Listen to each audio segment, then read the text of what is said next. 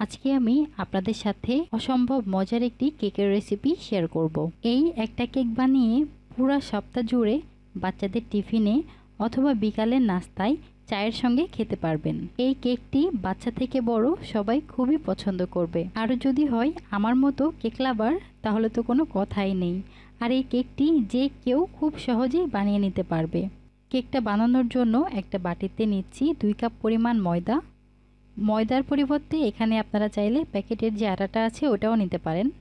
এখানে গুঁড়া দুধ দিচ্ছি 3 টেবিল চামচ পরিমাণ, দিচ্ছি অল্প পরিমাণ লবণ। এবারে বেকিং পাউডার দিচ্ছি এখানে 2 চা চামচ পরিমাণ।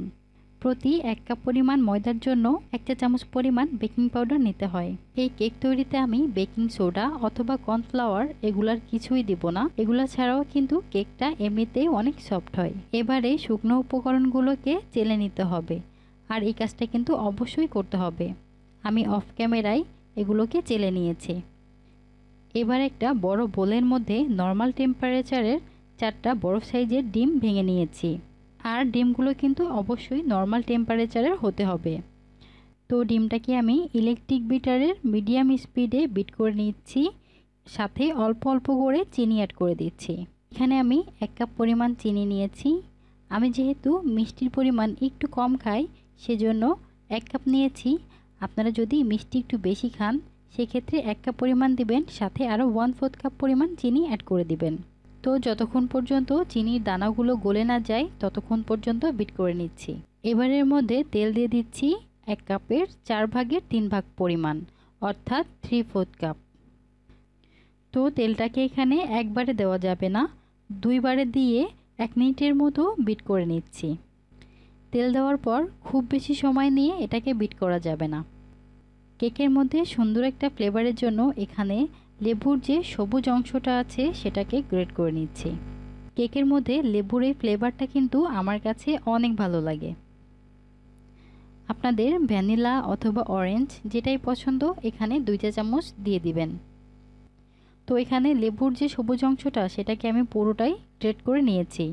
এখন যে শুকনো উপকরণগুলো চেলে রেখেছিলাম সেখান থেকে প্রথমে অর্ধেকটা দিয়ে আলতো করে মিশিয়ে নিচ্ছি। এখানে খুব বেশি তাড়াহুড়া করে মেশানো যাবে না। তো বাকি অর্ধেকটা শুকনো উপকরণ দিয়ে এভাবে ঘুরিয়ে ঘুরিয়ে মিশিয়ে নিচ্ছি। এই পর্যায়ে কেকের ব্যাটারটা যদি খুব বেশি ঘন মনে হয় অল্প কিছু লিকুইড দুধ অ্যাড করে মিশিয়ে নিতে পারেন। তো যাই হোক, আমার এখানে ব্যাটারটা কিন্তু রেডি হয়ে গেছে। আমি এখানে স্কোয়ার শেপের 8 ইঞ্চি সাইজের একটা মোল্ড নিয়েছি।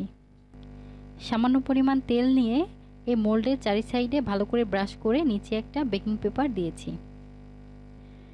সম্পূর্ণ ব্যাটারটাকে ঢেলে নিচ্ছি।